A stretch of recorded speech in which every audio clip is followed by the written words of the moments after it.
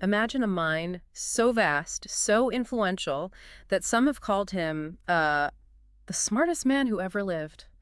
That's quite the claim. It is. Today we're taking a deep dive into Gottfried Wilhelm Leibniz.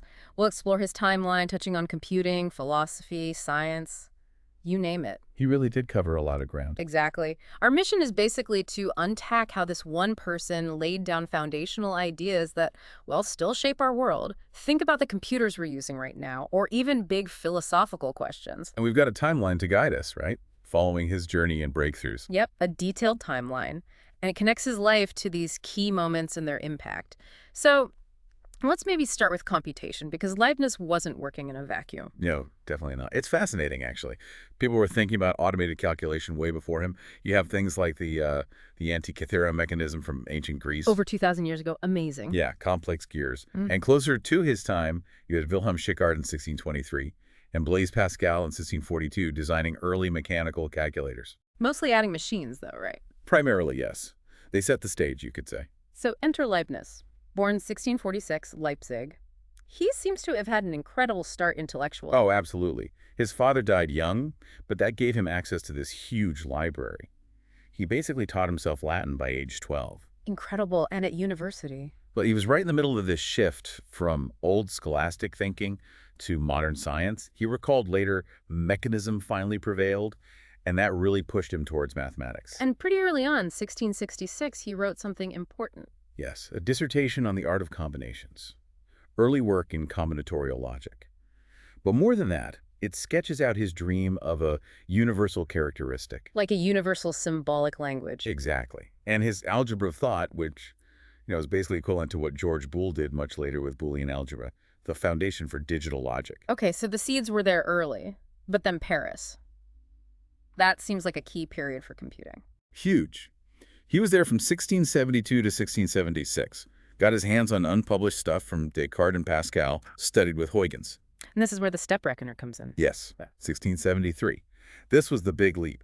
The first mechanical calculator that could do all four operations, Yeah. adding, subtracting, multiplying, and dividing. And it had memory. The first internal memory, yes, using his invention, the Leibniz wheel. Really ingenious. But he went even further, didn't he? Thinking about binary. He did. In 1679, he actually described the core principles of a binary computer. He imagined using binary numbers, using marbles governed by punch cards.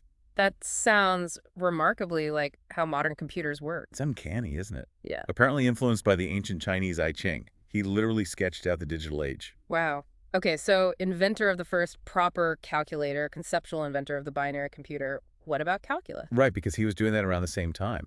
In 1675, also in Paris, he had his big breakthrough in integral calculus. And he published it. He did. In 1684, he published his version of infinitesimal calculus. Which led to the famous clash with Newton. The very bitter priority dispute, yeah.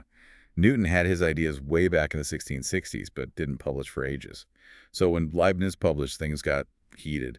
Around 1711, it really blew up. Man, so much going on. Computing, calculus, and philosophy, too. Oh, yeah, deep philosophy. Yeah. In 1686, he wrote his Discourse on Metaphysics, his first really mature philosophical work. And then Theodicy. That's the one people might know. Probably. Published in 1710, defending his idea that we live in the best of all possible worlds. Famously mocked by Voltaire in Candide. Right, through Professor Pangloss. That actually hurt Leibniz's reputation for a while. Then later, in 1714, came the monadology, a dense summary of his final views on reality being made of these fundamental things called monads. So his influence just spreads everywhere. Formal logic. Directly influenced Boole, Frege, Yeah. the people who built the foundations for formal language, which underpins computing. It's amazing how connected it all is. Even Gödel's work. Yeah, Gödel's 1931 paper on incompleteness sort of challenged Leibniz's dream of solving everything with logic. But paradoxically, it also helped lay the groundwork for theoretical computer science and AI. And Turing's work. Alan Turing's universal Turing machine in 1936. You can see echoes of Leibniz's calculus ratiocinity, his idea for a universal reasoning engine. And then fast forward to the first actual working programmable computer. Konrad Zuse's Z3 in 1941. And Zuse explicitly used Leibniz's binary system. It keeps coming back to him. It really does. Norbert Wiener, the cybernetics guy. Wiener flat out said in 1948 that a computing machine is just a mechanization of Leibniz's calculus ratiocinator. He even called Leibniz the potential patron saint of cybernetics. Even his calculus work got a modern nod, right? Yes. In 1960, Abraham Robinson developed non-standard analysis, which finally gave a rigorous mathematical backing to Leibniz's way of using infinitesimals, a kind of belated vindication. It's no wonder UNESCO put his papers on the Memory of the World Register in 2007. Just a true polymath. Absolutely. That drive for a universal logical system seems to connect everything he did: math, machines, metaphysics. So wrapping this up, what's the big takeaway for you listening?